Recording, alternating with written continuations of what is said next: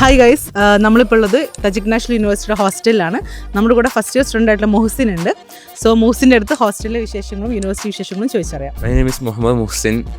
ഞാൻ വരുന്നത് മലപ്പുറം തിരൂരിൽ നിന്നാണ്. പഠിക്കുന്നത് Tajik national university first year ആണ്. മുഹസിൻ ഇപ്പം ഇവിടെ വന്നിട്ട് തജിക്കിസ്ഥാനിൽ വന്നിട്ട് ഇപ്പോൾ ഹോസ്റ്റൽ, അതുപോലെ ഇപ്പോൾ ഹോസ്റ്റൽ ഫ്രണ്ടാണ് നമ്മൾ നിൽക്കുന്നത്.